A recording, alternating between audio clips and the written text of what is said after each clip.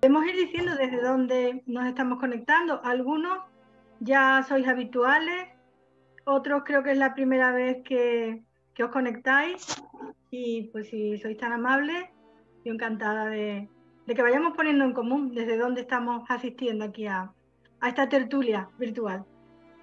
Yo soy de Argentina, la segunda vez que te escucho. Ah, muy bien, pues estupendo, muchísimas gracias. Bueno, yo tengo algunos que puedo decir. ¿Sí? La vez anterior te escuché y me gustó mucho. Ah, pues me alegro mucho. La vez anterior fue Margalit Matitiau, que la tenemos aquí Buenas con tardes nosotros. A todos. Hola. Hola. Hola. Hola. Hola. Hola, ¿cómo están todos? Hola, Liliana. Mucho tiempo. Hola, buenas tardes. Hola, Liliana. ¿Qué tal? ¿Cómo están? Pues muy bien.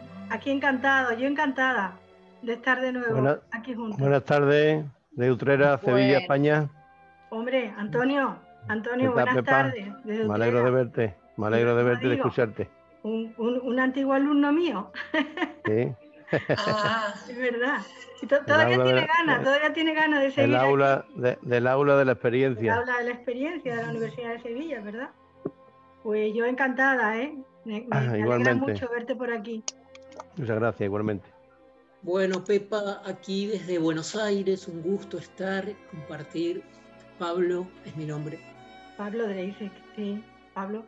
Y bueno, Pablo, tú vienes a nivel personal, pero también tengo que decir que Pablo lleva magníficamente la Cátedra Libre Mendelssohn de la Universidad de Buenos Aires, y hacen actividades muy interesantes, ¿eh? Y muy activos. Gracias. Bienvenido, Pablo, bienvenido. Un gusto, espero que disfrutes. Un gusto, sin duda. Bueno, gusto, pues, Pablo. ¿Alguien más que quiera? Estela, bienvenida. ¿Desde dónde te conectas? De París, desde París. Gracias, sí. Estela, bueno, cuéntanos un poquito, ¿no? Vamos a dejar 2 minutitos más, hasta 5 y ya empezamos. Pues Estela también tiene una historia sefardí, muchos sefardíes aquí, casi todos, ¿eh? Entonces, bueno, pues iremos poco a poco. Qué bueno. Yo creo, sí. ¿Alguien habla? Bien. Bueno, se irán incorporando algunas personas más que yo sé que me han dicho que van a estar, como Milton Cohen Enríquez. Y bueno, tenemos aquí también a otra persona más, poquito a poco. Yo iré dando entrada, pero ahora sí que yo creo que voy a empezar ya con la presentación de lo que es este encuentro.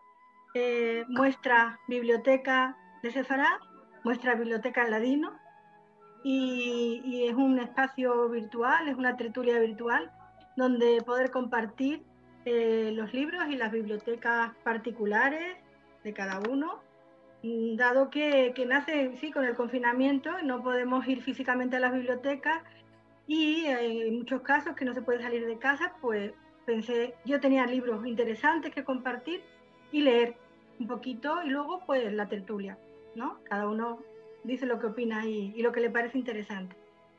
Y bien, pues tenemos también aquí, yo voy a entrada a Shmuel Rafael, y ahora lo que estamos haciendo es, aparte de leer, pues invitar a diferentes personalidades, diría yo, porque todo el mundo es importante, pero estamos teniendo aquí la suerte de contar con personas que pueden aportar mucho, y bueno, hoy en concreto tenemos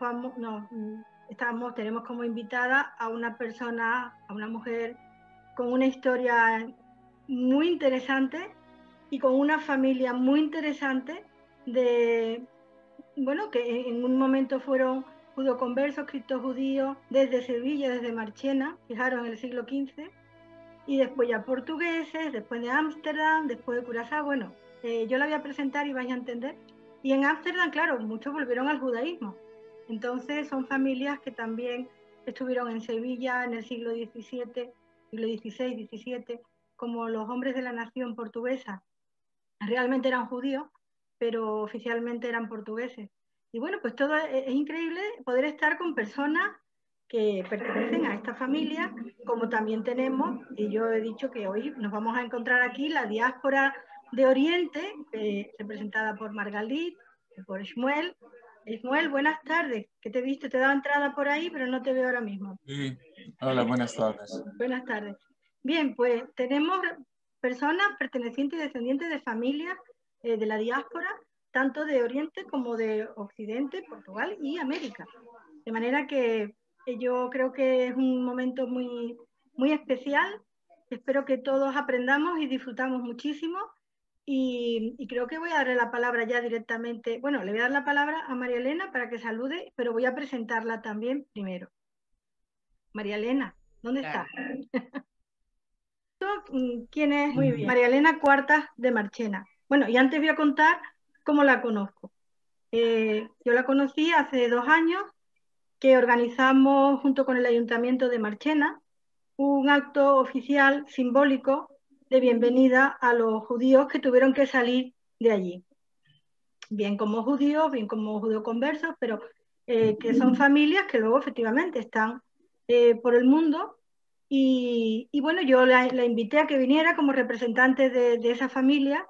María Elena pues vino y ya nos conocimos, una persona absolutamente maravillosa, y hemos seguido en contacto y sobre todo tratando de investigar toda esta historia, una gran parte de ella oculta, o desde luego no abiertamente conocida, de este tipo de familias que tuvieron que hacer esta diáspora tan interesante, ¿no? Bien, pues María Elena, como digo, ella es nacida en La Habana, en Cuba, de una familia cubana. Hola, Yanib. Cubana, Hola, por hola. parte de padres que provenían de familia criolla proveniente de España y de Santander. Y por parte de madre, judíos sefardíes, bueno, que ya estaban allí en Curazao. La familia de Marchena llega a Curazao pues en el año, a partir de 1600, lo tengo por aquí, 1659, que también van a ir llegando a Ámsterdam. Y de allí pasan a las Antillas holandesas. Bueno, María Elena, su familia en Cuba en 1960, con la llegada de Fidel Castro, pues se van a ir de nuevo a Curazao. Y ahí es donde ella se va a estudiar primaria, secundaria, y va a aprender varias lenguas, pero entre ellas el papiamento, de la cual nos hablará. Y en 1975, María Elena se marcha a Holanda, a Ámsterdam. Allí estudia en la Universidad Católica de Nijmegen, no sé si lo pronuncio bien, y va a estudiar leyes y se especializa en Derecho Internacional y de Europa, de la Unión Europea. Y desde 1985 trabaja como jefa del gabinete de la alcaldía de Ámsterdam, donde ella va a trabajar ahí. Van a pasar 4 alcaldes, 2 de ellos judíos. Posteriormente está ya en el consejo de la ciudad de Ámsterdam para la creación de un museo sobre la esclavitud y la participación que tuvo Holanda en todo el tema del comercio de esclavos. De manera que, como veis, es una persona muy interesante, pero sobre todo, María Elena, yo quiero decir de nuevo, es una sefardí de pro que está investigando los orígenes de su familia, que ya tiene mucho conocido y mucho avanzado, y con la cual pues yo espero que podamos colaborar para, a través de ese estudio de familia, de diásporas familiares, también podamos extraer conclusiones sobre la historia general de España, de los judíos y de los sefardíes. Y ya me callo y te cedo la palabra, María Elena. Bienvenida. Gracias. Gracias, Pepa, muchas gracias. Es un placer y un honor estar aquí contigo, con todos ustedes, y bueno, y poder dar esta pequeña charla sobre los sefarditas de Curazao a base del libro de este señor que se llama Isaac M. Emanuel. Espero que puedan ver el libro, y como ven es un libro súper grande, súper grueso, que casi no lo puedo ni mantener cuando estoy aquí hablando con ustedes delante del Zoom. Más de casi 600 páginas tiene este libro. ¿Y por qué este libro? La última vez que tuvimos la charla de Fe y Paz, estuvo hablando Margalit, y Margalit habló sobre este señor. Ella mencionó a Isaac Emanuel, que también escribió un libro sobre los judíos de Salónica. Y al decir ese nombre, yo pensé, pero bueno, ¿cómo es que me suena tanto este nombre? ¿Cómo es que me suena? Y fui a buscar y me encontré con el libro que tengo en casa desde hace, bueno, como 20, 30 años, que lo compré una vez en un anticuariado aquí en Ámsterdam, por la suma inmensa en ese entonces para mí, que yo era, bueno, casi acabando de estudiar mis estudios, de 350 florines de Holanda, que para mí eso era algo que yo no podía ni imaginar de pagar algo así, pero lo pagué. Muy contenta de haberlo pagado y voy a decir algo sobre el libro, sobre la persona de Emanuel. Creo que hay gente aquí que sabe más sobre él que yo. Voy a decir cómo él llegó a Curazao, qué fue lo que hizo y qué significa este libro. Y aparte de este libro, nombrando ciertas cosas del libro, les voy a decir algo de los nombres de las familias que él investigó y que son las familias que viven en Curazao y que también están en el cementerio. Y les voy a decir algo sobre los idiomas que se hablan en Curazao.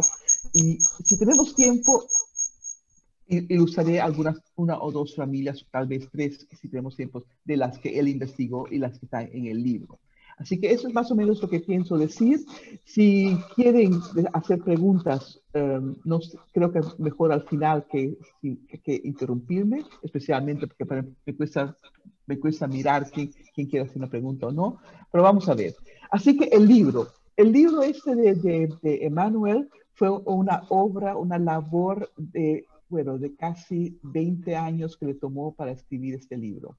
Emanuel vino a Curazao en el año 36 como el rabino de la congregación de los judíos sefarditas, que es la congregación Mikveh Israel.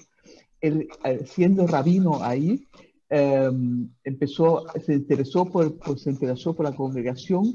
Los judíos de Curazao, los judíos sefarditas de Curazao, habían llegado a la isla en 1650, cuando Holanda escogió a esa isla como una de unas de sus posesiones para tener posesiones para poder, manejar sus negocios y manejar su influencia en el mundo. La isla de Curazao fue conquistada por los holandeses en el año 1634 y los judíos empezaron a venir, invitados por los holandeses, alrededor de los 1650, 1652. Primero vinieron 12 familias y después en 1659 vinieron creo con unas 70 personas más o menos. Así que mi familia, que es la familia de Marchena, vino con el grupo que vino en 1659.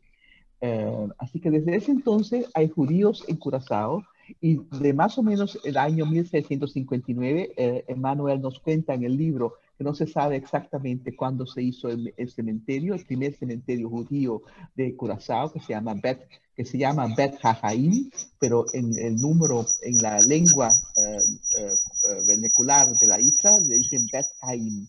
Es el cementerio Bet Haim, la casa de los vivos. Perdona, María Elena, no sé si el volumen está un poquito bajo. Puedes ponerlo más alto porque hay un momento en que se te está perdiendo. Gracias. ¿Y aquí? ¿Aquí mejor? ¿Así mejor? Sí, yo creo que sí. Sí, ok. Habla. Así que Emanuel nos cuenta que el cementerio existe, según él, más o menos de alrededor de 1659. Y la primera persona que está ahí fue una persona, la primera es una mujer y fue enterrada en el 1668. Es una señora llamada Yehudit Núñez da Fonseca, que fue la primera enterrada en el cementerio de Bet Haim de Curazao.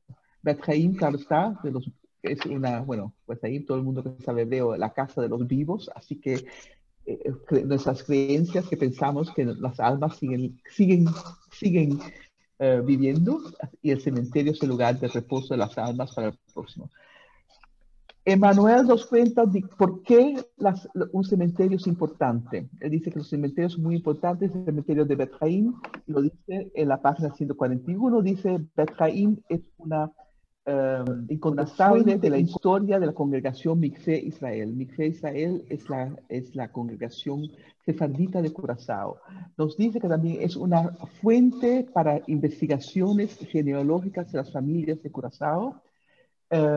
Las inscripciones en las lápidas nos dejan ver la fe y la religiosidad de las generaciones de la comunidad sefardita de Curazao.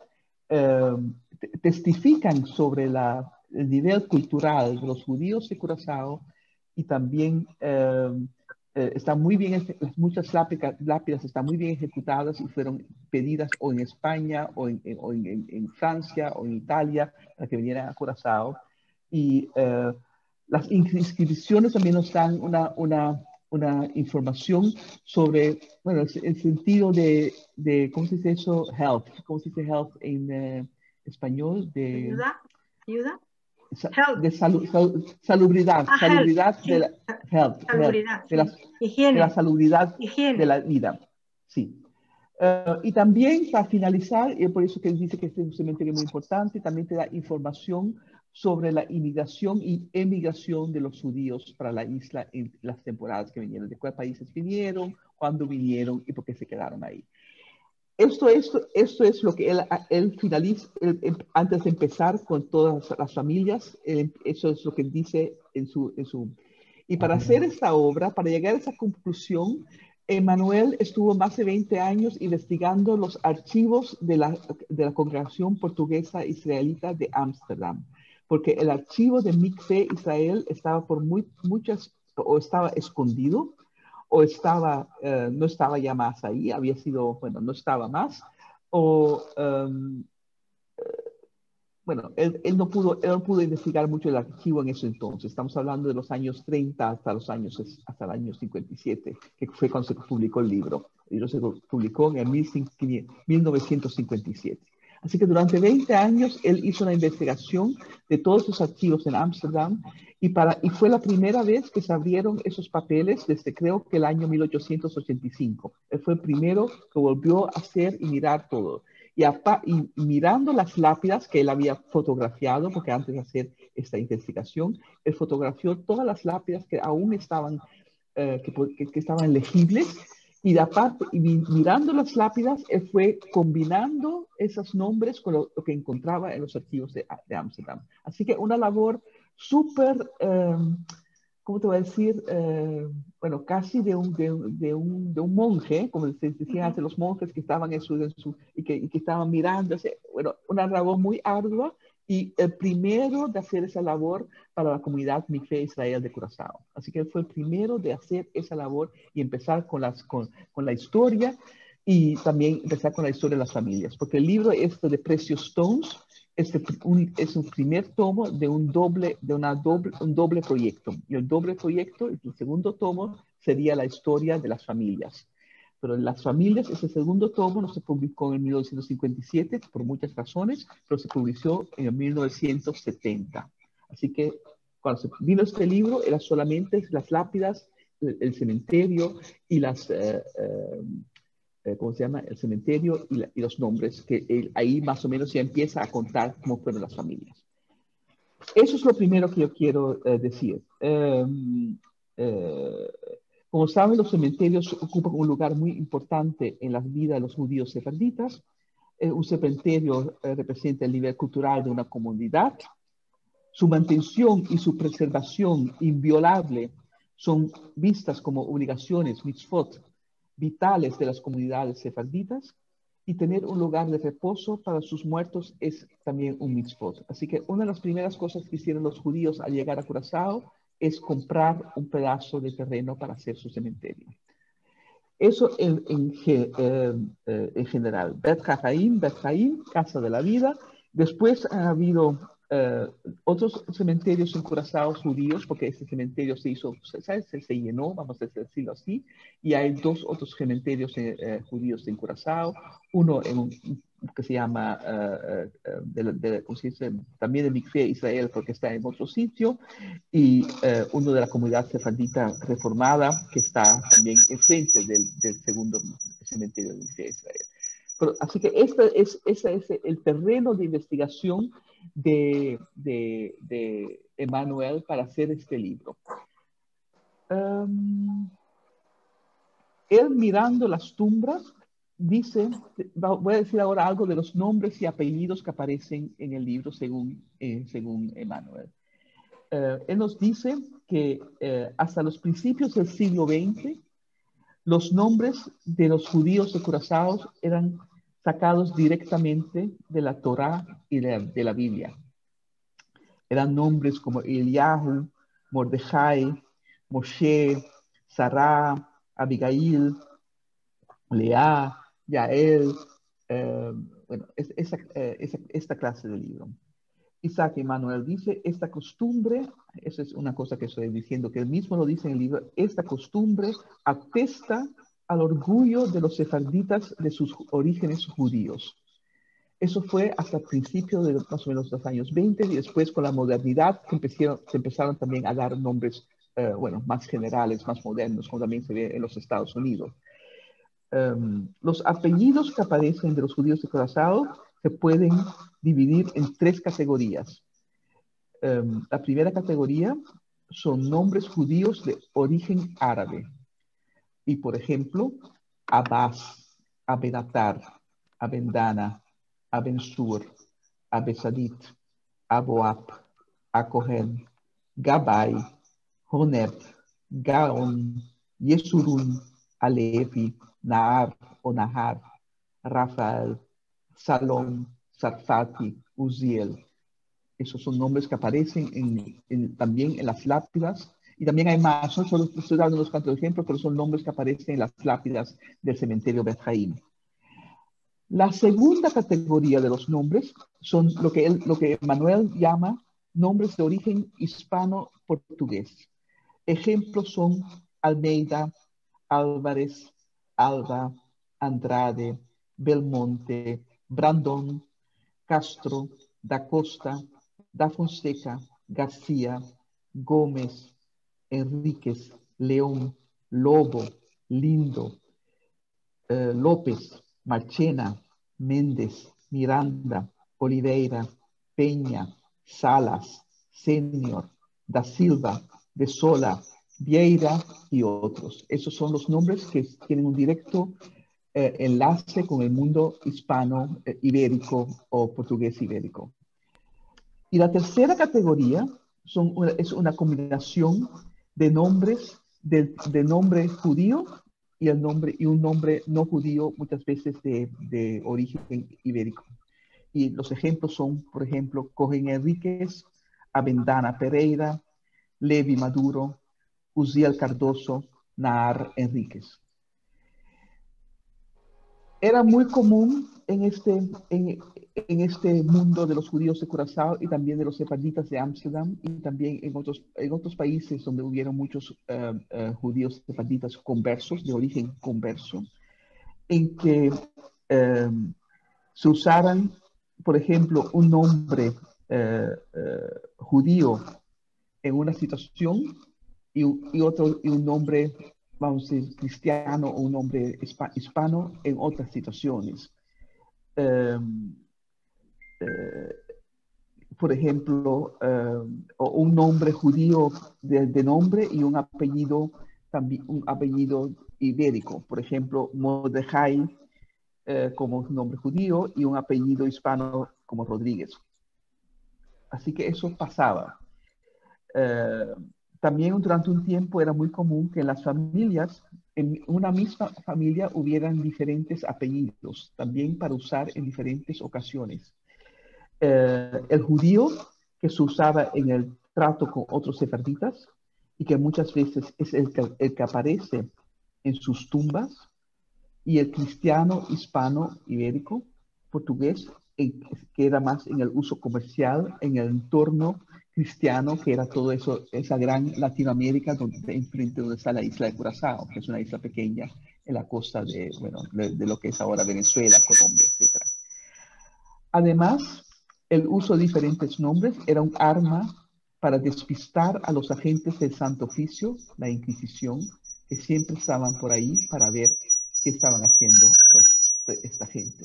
Así que Emmanuel nos cuenta que para hacer una investigación de familias es a veces muy difícil porque él tiene que, ¿cómo se dice eso? Él tiene que intuitar que las personas nombradas a veces es con otros nombres, a veces es la misma persona.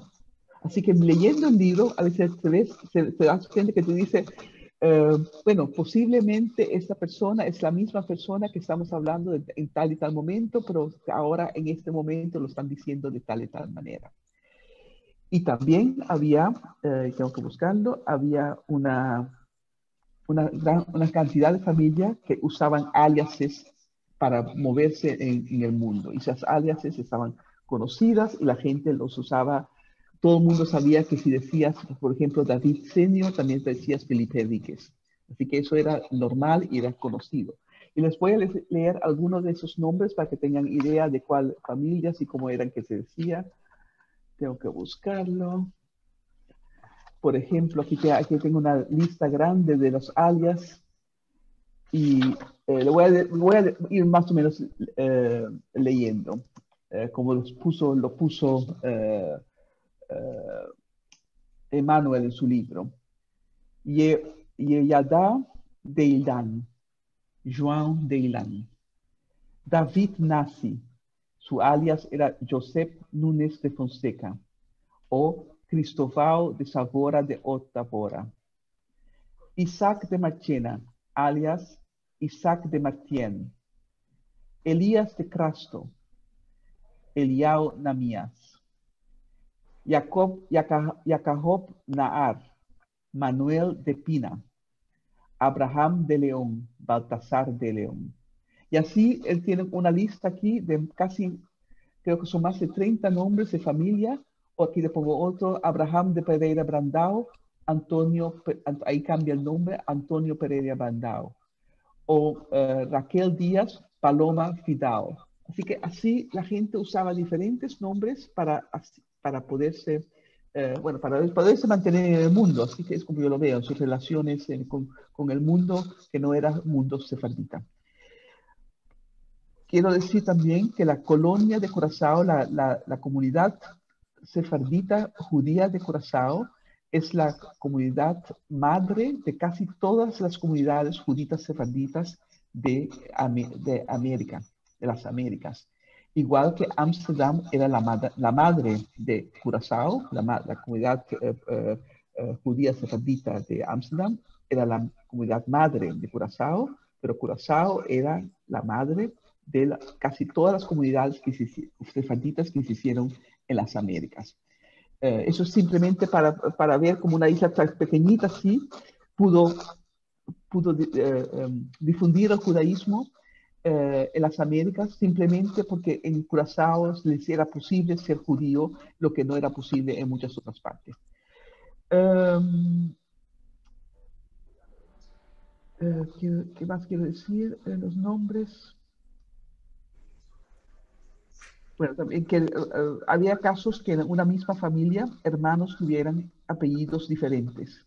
Y el Emmanuel nos da el ejemplo de los hermanos Felipe Enríquez y David Senior, que era una familia muy importante de Curazao, y que también la familia Senior también fue una familia importante en España y en Portugal, y también una de las primeras familias de llegar a Ámsterdam, cuando empezaron a llegar a Ámsterdam, porque Ámsterdam también, es importante saber, no tuvo judíos hasta 1500, vamos a decir 1590. Los primeros judíos que vinieron a Ámsterdam fueron en 1590. Ámsterdam no tuvo judíos en la Edad Media. Y los primeros judíos al entrar a Ámsterdam en 1590, por ahí, no entraron como judíos, sino entraron como hombres de la nación. Así que, y por ahí se fueron yendo a hacer una comunidad sefardita en Ámsterdam, porque Ámsterdam en ese tiempo era una ciudad muy liberal y tenía la libertad ¿cómo se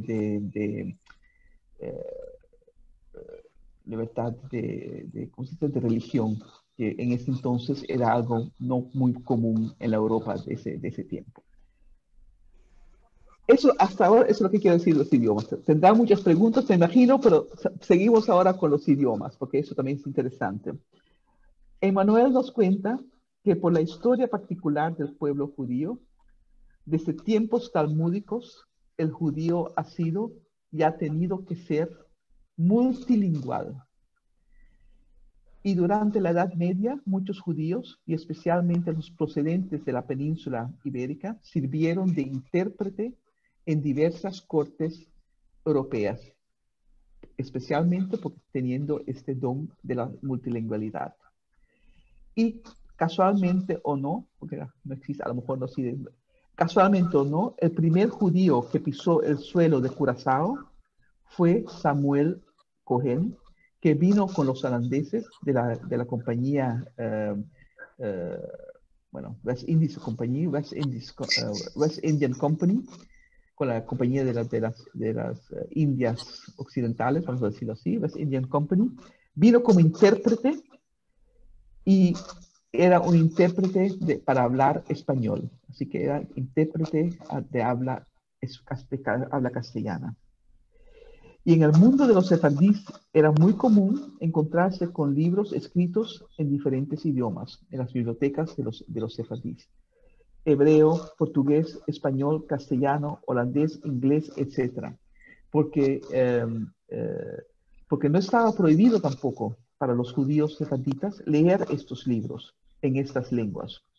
Y me parece, al leer lo que dice Emmanuel, que en el mundo ashkenazi eso era distinto, que no era bien visto si uno leía libros que no estaban escritos en hebreo o en el yiddish, y que no se trataba de un caso, que no era de un sujeto judío. Y también las lápidas del cementerio Beth Haim aparecen con inscripciones en diferentes idiomas de los que he puesto. Pero la mayoría de ellas son o en hebreo o en una combinación de dos idiomas: hebreo y español, hebreo y portugués, y más tarde también hebreo y holandés. Ahora, mirando esta cantidad de idiomas, la pregunta está: ¿qué idioma hablaban los judíos de Curazao? ¿Cuál era su idioma? La verdad es que en estos momentos la gente no sabe, no se puede decir exactamente qué hablaban. Pero hay algunas teorías. Emmanuel mismo nos dice que hasta el 1865 el idioma materno de los judíos de Curazao era el portugués.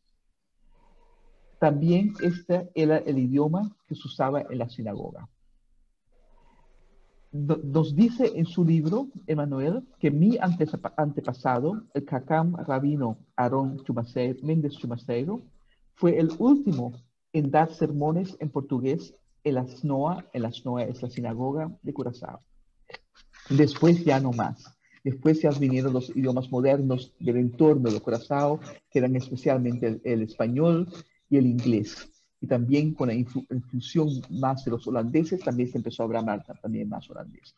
Pero hasta ese entonces, Emmanuel nos dice que durante mucho tiempo, hasta mediados del siglo XIX, el portugués era escrupulosamente transmitido de generación a generación, manteniendo así la memoria de la patria ibérica perdida, igual como lo habían hecho los judíos de Salónica con el español en Salónica. Esto es lo que dice Emmanuel en su libro. Yo no estoy completamente de acuerdo, pero eso no importa, estoy hablando ahora del libro. El segundo idioma que él nombra, pero no elabora, es el idioma el papiamento. El papiamento es un idioma que hasta el día de hoy las Curazao, Aruba y Bonaire. Y Emmanuel no dice más de este idioma, de que el portugués de los judíos sefarditas de Curazao tuvo mucha influencia en el desenvolvimiento del portugués. Otras fuentes nos cuentan, y yo por experiencia propia sé, que el idioma de los judíos de Curazao, el idioma que usaban y usan para comunicarse entre sí, es el papiamento. Y este idioma ha sido el idioma vernacular desde a mediados del siglo XVIII. Desde más o menos en 1750, este ha sido el idioma que hablan los judíos entre sí. En la sinagoga sí el portugués, pero entre sí el papiamento. ¿Y qué decimos del español? Mientras Emmanuel nos dice que los sefarditas de Curazao se comunicaban en portugués, siendo esta la lengua que trajeron de Europa y de Portugal, hay investigadores más modernos que Emmanuel, por ejemplo, una persona que se llama Bart de Boer, que dicen que no, porque estos supuestos judíos portugueses no eran más que los hombres de la nación, de los muchos que tenían orígenes en ciudades y poblaciones de España y que hablaban español entre sí y siguieron hablando este idioma en sus diferentes ¿cómo se dice eso? Viajes y diásporas en el mundo sefardita occidental. El término portugués se empleaba a todo cual se presentaba como converso judío sefardita en esos siglos XVII y XVIII. Y también hay fuentes que hablan de los judíos sefarditas de Ámsterdam que hablaban y se comunicaban en español y escribían en español. Así que ahí también puede ser que los judíos cuando fueron a Curazao entre sí hablaban en español. No hay motivo, no hay momento. Y se sabe que muchos sefarditas de Curazao mantenían contactos comerciales con las colonias españolas de América Latina. Es por eso que tenían esos aliases para poder entrar y salir como si fuera que eran españoles o para poder entrar y salir en las colonias. Y su dominio del español era fundamental en este contacto. Y también una de las razones por cual el gobierno holandés les pidió para que vinieran a Curazao. Y ahora también la pregunta que a lo mejor algunos de ustedes tienen, si se hablaba el ladino o si hay lápidas en ladino en Curazao. Y la respuesta es no. No se han encontrado pruebas de que esta haya sido uno de los idiomas usados en Curazao y no hay ninguna lápida en ladino en Bet Haim. También nos dicen que en la comunidad madre de los judíos de Curazao, que es la de Ámsterdam, no se hablaba tampoco ladino. Y la razón es de que en diferencia a los judíos sefarditas que se fueron para Turquía, Salónica y esos países, los judíos que fueron a Ámsterdam aún mantenían contacto, entraban y salían en España y Portugal, con la misma manera que hacían los en Curazao, cambiando de nombre, entrando como converso en España, regresando, y ahí se mantuvo el idioma, y no tuvieron que usar un idioma como el ladino para seguir haciendo la propia identidad. Y también las fuentes dicen que nunca se habló ladino en Ámsterdam tampoco. Así que esto es lo que yo quiero decirles en general de la comunidad y bueno, de algunas cosas que nos cuenta el Manuel en el libro, que es un libro súper grande, y si quieren, no sé cómo vamos de tiempo, porque a lo mejor es mejor hacer una parte de preguntas antes de seguir, pero si quieren, después dar algunos datos de algunas familias para que sepan qué clase de familias tenían, pero si no, esto es para otro momento. No sé, ¿qué hacemos, Pepa? No te oigo. Tienes que poner Perdón, sí. Digo, si quieres que compartir alguna imagen de alguna lápida o alguna... Vamos a ver si puedo. Vamos a ver si puedo. Porque sí. Bueno, yo... No, me tienes que hacer el host. Tienes que no puedo. Ah, bueno, un momento. A ver. A la María Cuarta. Sí, a María Cuarta. Venga, ya te he hecho hospedador. Hospedadora.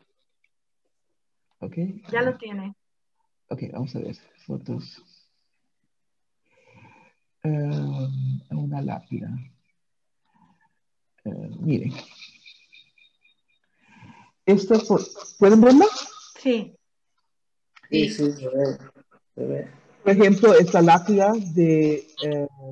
¿Puedes ampliarla un poco, María Elena? ¿Puedes ampliarla un poco?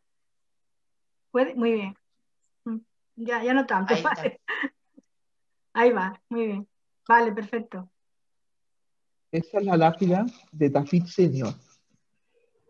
La familia Senior es una familia, nos cuenta la historia de la familia Senior y nos muestra el texto de la lápida de David Senior, que falleció en Curazao en 1749.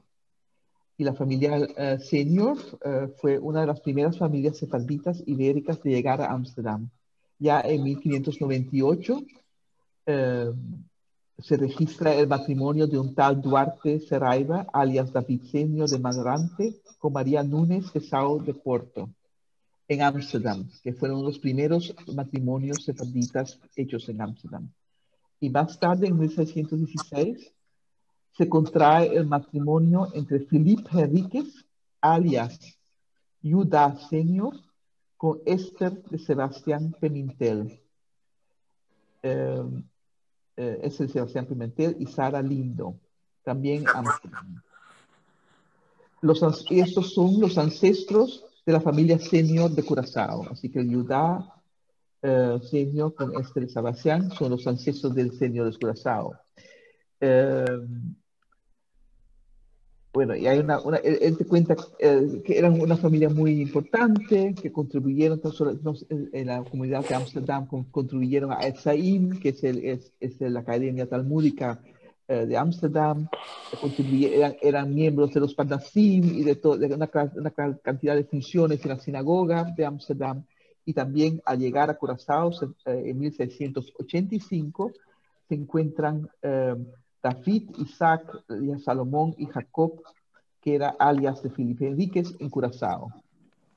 Una familia con muy buen nombre que se dedica al comercio, también al comercio de esclavos, tengo que decir, lo escribe el Emanuel, y también que David Senior participó en diferentes funciones de la vida de la comunidad judía y que formó parte de una misión diplomática para el gobierno holandés en Coro.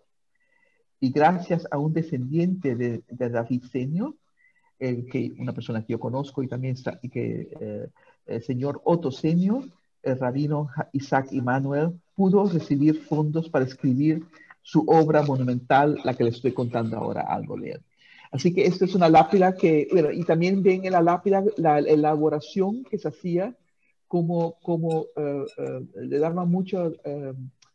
Emanuel nos cuenta que los judíos sefarditas le daban mucha atención a las lápidas, que las pedían, el mármol la pedían en Europa, que ahí era de donde venía el mármol, y muchas veces ya ahí también era trabajada la lápida, con lo que ellos querían que le pusieran en la lápida. Y el idioma es en ¿cómo se dice? Es una lápida en hebreo, en portugués. Muy bien. Ok. Bueno, más o menos aquí, o si quieren les cuento algo de mi familia, pero si no, lo dejamos por aquí y puedan hacer preguntas, no sé, Pepa, no sé cómo Sí, vamos. bueno, yo, a ver, yo este encuentro lo veo. ¿Puedes dejar de compartir ya la imagen, María Elena? A ver, que te veamos. Y yo creo que mejor que utilices nada más que el usuario de María Elena para que te podamos ver un poco mejor, a ver si esta vez te vemos más de cerca. Aquí yo realmente quería aprovechar la oportunidad de que tenemos personas desde Salónica, bueno, de las comunidades de Salónica, y grandes expertos como es Shmuel y también Margalit, en la figura del propio Immanuel. Pues si quieres que le demos paso a ellos para un poquito poner en común el conocimiento que tú nos has traído desde Curazao, desde la investigación que él hace de las comunidades de Curazao, con lo que puedan aportar para que entendamos cómo el propio Isaac Manuel, que sale desde Salónica y acaba de rabino en Curazao, pues es un común lazo o un puente entre la diáspora, ¿no?, del Oriente Mediterráneo y la de América en este caso. Pues yo invito a Shmuel o invito a Margalit que por favor, por tratar de poner en común, si queréis añadir algo, pues adelante. Antes de que los demás también se abrirá el debate, bueno, los comentarios. Vale, sí. Magali, ¿tienes alguna cosa de añadir? Ahora. Solo una pregunta. Si hubo judíos de Salónica que pasaron a vivir a Curaçao, porque hubo en aquellos tiempos contacto con Holanda, con los piyutim de los Hazanim, había contacto, pero no sé en Curaçao especialmente. Esta es mi pregunta. Yo solo te puedo decir que él venía de Salónica, así que ese contacto existe y se sabe. Pero él mismo nos cuenta que mirando las lápidas, mirando el cementerio, él no sabe si hubieron judíos de Salónica, porque no salen lápidas en ladino. Y no sale que ahí casi nunca te ponen dónde nació la persona. ¿Sabes? Esa es información que tiene que ir a buscar los archivos de Ámsterdam. Así que las lápidas no te dicen simplemente aquí yace la bienaventurada tal y tal persona que murió en tal día, tal y cosa. Eso es lo que te ponen. No te pones qué edad tenía. Eso todo es investigación de Manuel, mirando la lápida y mirando después quién puede ser esa persona. No sé si han habido gente que vinieron de Salónica. Yo personalmente, que viví en Curaçao, en mi familia, jamás había oído hablar de los sefarditas vamos a decir, del Oriente. Yo jamás, creciendo, ¿no? Así que no estoy hablando de cuando vine a Holanda y más, pero yo de chiquita que sabía de la historia sefardita, de la familia, de Curaçao y todo eso, nunca sabía que había también sefardín en otros países que no fuera el occidente, yo no sabía. Y esa es parte de mi crecimiento, de mi enseñanza, también por estar aquí con Pepa y de oír Tati, Margalit, ¿sabes? De todas esas historias, de oír que también existe ese mundo. Y a veces me parece que al revés tampoco se sabe mucho, ¿sabes? Así que es un conocimiento mutuo. Gracias. Sí, si me permiten, yo quería añadir unas cuantas cosas y muchísimas gracias, María Elena, por esta intervención.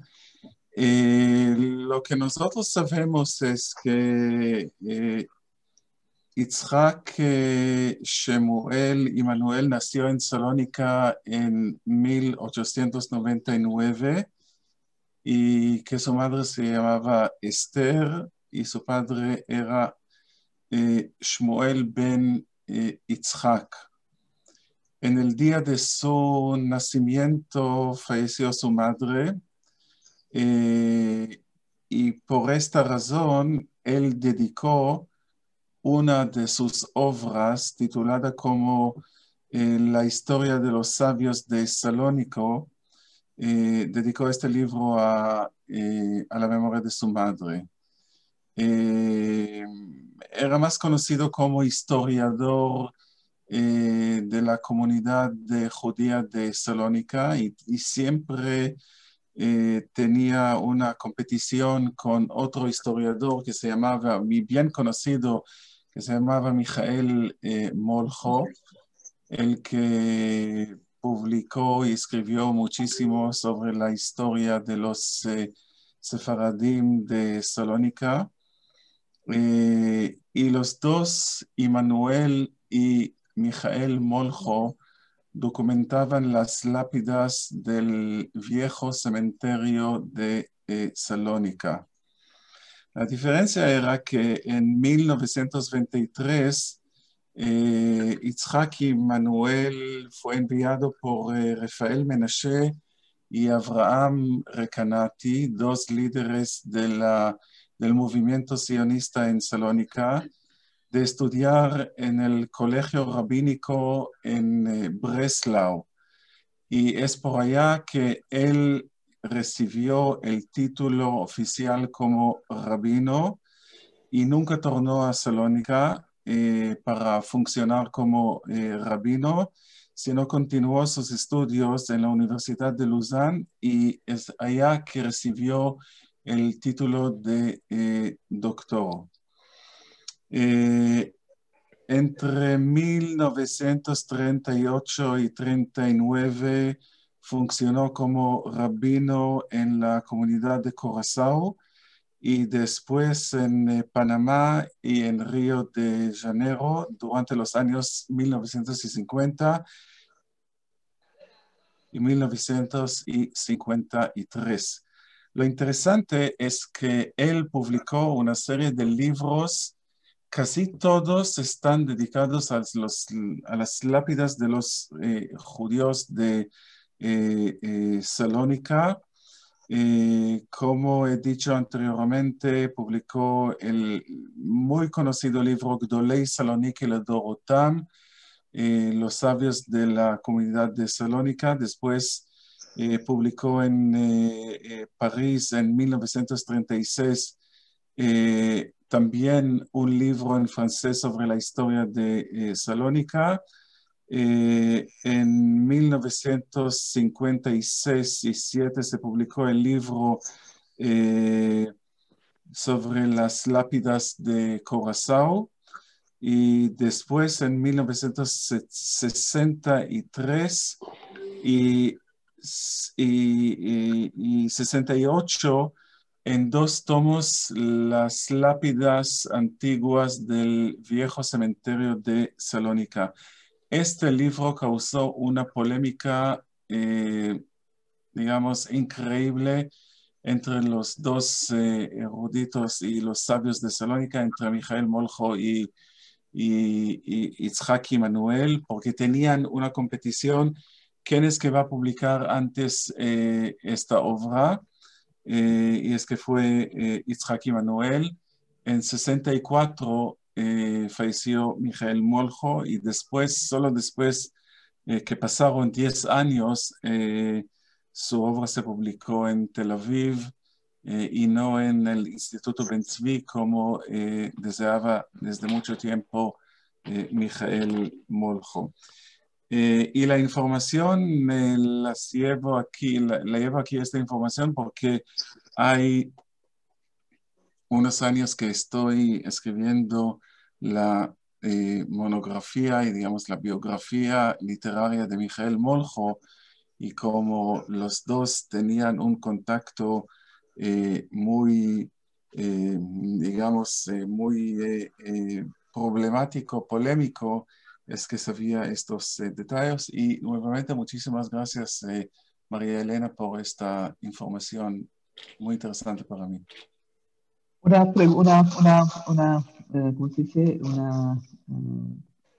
Hablando de lo polémico, estos 2 libros que escribió Emanuel sobre Curazao, Precious Stones, que salió en el año 1957, y The History of the Jews of the Netherlands Antilles, que salió en el 1970, ambos escritos por Emanuel. Esos 2 libros salieron también con una polémica enorme en las islas de Curazao. La polémica era, según yo intuyo y me acuerdo de cuando yo era muy pequeñita, porque yo era pequeña cuando salieron nuestros libros, era que algunas familias pensaban que Emanuel no le había dado demasiado cofet, no le había dado demasiado honor. Ellos pensaban que eran familias más importantes de las que otras familias. Así que, o decían que estás contando cosas que no queremos que cuentes. Y Emanuel siempre dice, pero yo no estoy yo nomás que me baso en lo que yo he visto en los archivos, ¿sabes? En las piezas, lo que yo me he encontrado. Yo no puedo hablar de algo que no me he encontrado. Así que, pero eso trajo bastante, polémica en la isla, parte de porque Emanuel en este mismo libro, Precious Stones, te dice en diferentes partes, te dice, bueno, eso de la familia te lo cuento en el libro que viene de las familias. Pero ese libro no se publicó hasta 13 años después. Y así que ya para publicar el primer tomo, el de las piedras, de las lápidas, él tuvo que pasar casi 20 años para recibir fondos, para recibir permiso, para que los farmacín y todo el mundo estuviera contento de que se fuera a publicar. Y pasaron otros 13 años más para que el segundo tomo, que él ya tenía preparado, porque claro está que después lo estuvo más elaborando, saliera en el año 1970. Así que yo creo que Emmanuel era una persona, viéndolo como él, era muy factual, como no conozco la palabra en español, que se basa en hechos, se basa en, bueno, en hechos, en piezas que se encuentran en los archivos. Ay, no, él no está inventando, él no está ni inventando, y él tampoco está dándole, bueno, diciendo que una familia es muy, muy poderosa cuando no encuentra nada que quiere decir que es muy poderosa, bueno, para decirlo así. Pero esas son cosas que yo me acuerdo de pequeñita, que la gente hablaba, pero ¿cómo es que puede decirlo así? ¿Cómo es que escribió de esa familia tal? O que no escribió de tal familia tal, y que por eso la gente, el libro no era un libro polémico. Pero todo el mundo lo tenía. Ese libro era un libro que todas las familias judías tenían estas dos Biblias en su casa. Así que eso sí también me acuerdo. Muy, muy, muy interesante. La verdad es que yo creo que yo estoy muy contenta de que aquí en nuestra biblioteca podamos unir un poco el conocimiento, tanto a nivel de compartir libros, también de tradición oral, pero como bien dices, de las comunidades, que María Elena dice, yo no sabía nada de las comunidades de Salónica, y me parece que esto es, como comentábamos alguna vez, que es una necesidad, ¿no? El ir poniendo las piezas para de nuevo este puzzle tan enorme, tratar de ir poquito a poco en la medida que podamos y antes de que se vaya desapareciendo todavía más todo este conocimiento que hay disperso, ¿no? De la propia diáspora. Pues yo, muchísimas gracias, bueno, María Elena, por supuesto, muchísimas gracias, Shmuel, porque nos has aclarado cómo es que un investigador desde Salónica acaba llegando a Curazao, ¿no? Y bueno, yo abro el diálogo y los comentarios a quien quiera hacer alguna pregunta o comentar algo. Hola, ¿podría hacer una pregunta? Claro, cómo no. Adelante. Soy Susi Cruz. Muchas gracias por la interesantísima exposición.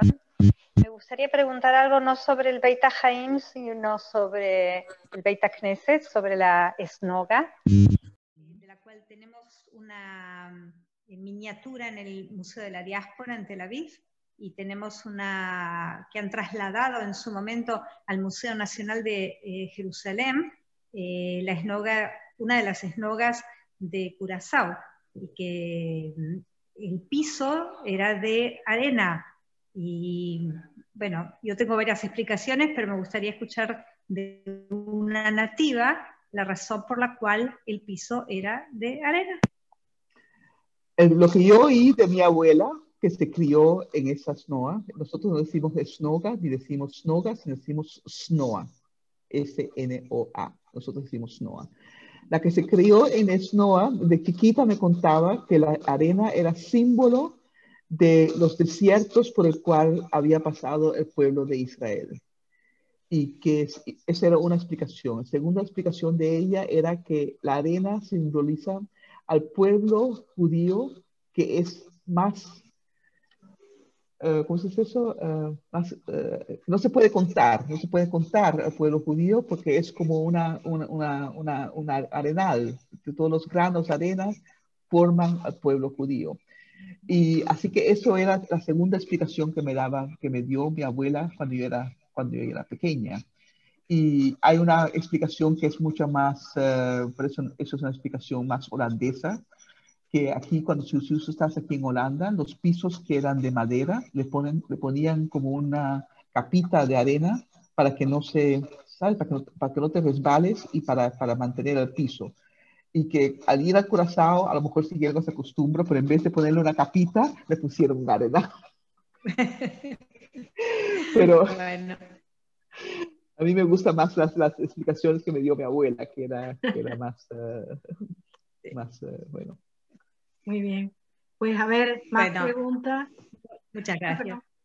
De nada. Más preguntas, más comentarios. A ver. No tenemos comentarios. Yo sí quería preguntar o comentar. Me llama la atención que el idioma que se hablara en Curazao fuera el portugués, cuando efectivamente los hombres de la nación, que eran estos judíos que se convierten, que luego evidentemente están ahí a mitad de camino, ¿no? Entre ese mundo cristiano y ese mundo judío, y procedían mucho, una parte importante de España, que luego van a Portugal, como es la familia de María Elena, que realmente su familia también es muy interesante. Nosotros encontramos de Marchena ciudades portuguesas como, ay, Dios mío, ahora se me ha ido el nombre, pero ya lo recordaré. Entonces, ¿cómo era el portugués y no el español? Cuando en Ámsterdam efectivamente sí había bastante, se hablaba el español, ¿no? Y se escribía en español. Por eso también es parte de la polémica. Lo que dice Manuel, él escribió ese libro en 1957. Y después han habido otras investigaciones que dicen, de una parte dicen que no podemos saber qué idioma hablaban los judíos en ese entonces, porque no hay piezas de archivo que te digan exactamente qué era lo que hablaban. Que el idioma de la SNOA fuera portugués, el idioma sacerdotal o el idioma oficial de la SNOA, de la sinagoga fuera el portugués, eso es otra cosa de que ese fuera también el idioma que se usara entre sí. No se sabe si fue el portugués o si fue tal vez el español, como dije, porque viniendo de Ámsterdam y siendo muchas veces de descendencia de hombres de la nación, entonces eran gente que muchas veces hablaban el español. Lo que sí se sabe es que todos eran multilingües. Así que o hablaban portugués, o hablaban español, o hablaban a lo mejor el francés, dependiendo de dónde habían salido y de dónde vinieran y cuál era el entorno en donde se tenían que mover para hacer sus negocios o para mantenerse. Así que así Emmanuel empieza en el libro su discusión sobre los idiomas, ¿sabes? Diciendo que el pueblo judío siempre ha tenido que ser multilingüe. Pero tú tienes razón, puede ser, yo nunca también, esa es otra cosa que yo creciendo en Curazao, tampoco, nunca sabía la parte esa de portugués, porque en las familias hablaba español, había mucha gente que hablaba español, y el portugués era algo de la sinagoga, pero no era una cosa que se... y también yo al llegar a Ámsterdam y oír que aquí la comunidad sefardita se llamaba portugués israelites, así que los israelites portugueses, también pensaba, pero bueno, ¿cómo esta gente son la misma gente mía? ¿Sabes? Así que, sí. pero también ahí ha habido un aprendizaje, ¿sabes? Así que, y leyendo libros sobre los primeros sefardim en Ámsterdam, también te dicen que los primeros sefardim escribían en español. El primer periódico judío que se publicó en Ámsterdam era en castellano. Y pregunto yo, ¿no podría ser que los rabinos fueran de origen portugués? Puede ser, sí, puede ser. Y por eso se hablaba el portugués en la sinagoga, porque los rabinos podían ser la mayoría portugueses. Puede ser. De cambio, fuera de la sinagoga se hablará castellano. Puede ser, no sé. No sé. ¿No? Yo querría añadir que es muy, muy interesante el concepto ese de hombres de la nación, se dice hombres de la Nassau. Yo hablo de aquí, de Sevilla, porque también estamos, ¿no? Tenemos aquí el origen sefará, y en concreto Sevilla, siglo XVI, finales del XVI, siglo XVII, van a venir como 5.000 personas portuguesas que previamente habían huido a Portugal, muchos de ellos de origen sevillano o andaluz, judeoconversos, claro, cuando llegan allí, si no, pues ya van a tener que convertirse y vuelven, entre otras cosas porque el rey también les permite, ¿no? la entrada. Entonces aquí en Sevilla van a estar como 1 siglo y medio, 2 siglos, hasta que ya otra vez viene la guerra entre España y Portugal, bueno. Y estos hombres de la nación portuguesa, ellos eran portugueses, pero aquí todo el mundo sabía que portugués equivalía a judío. Claro, ellos hablaban castellano, hablaban portugués. Y luego cuando ya se tienen que ir, muchos de ellos irán a Ámsterdam. Por lo tanto, a mí me parece que también esto merece la pena otro otro capítulo aparte, pero yo quería mencionar esta realidad a los cuales la familia de María Elena va a pertenecer, a los hombres de la nación, que, como digo, pasaron, entre comillas, desapercibidos para algunos. Algunos de ellos también mueren aquí por la Inquisición en Sevilla, pero muchos pasaron desapercibidos, pero todo el mundo sabía que estos portugueses eran judíos. Y es muy interesante, sí. Exactamente. Bueno, pues algún comentario más. Y nadie tiene preguntas. Yo quería agradecer a todos los que habéis estado aquí.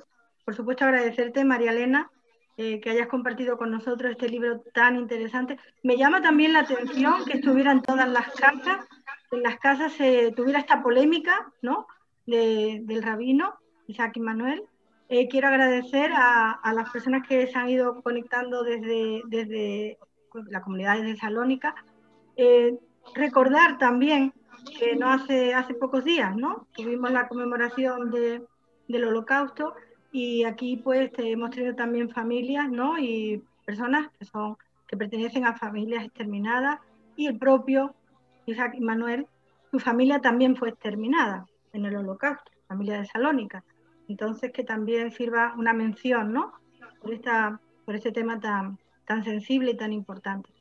Y hoy hemos tenido conectado también desde Marruecos a Vidarín Tounsi, que él pues no ha participado, pero quiero decir que es una persona que se preocupa por defender lo que son las minorías, bueno, y por dar a conocer lo que se está perdiendo allí, que bueno, tanto el pueblo amazigh como el pueblo judío.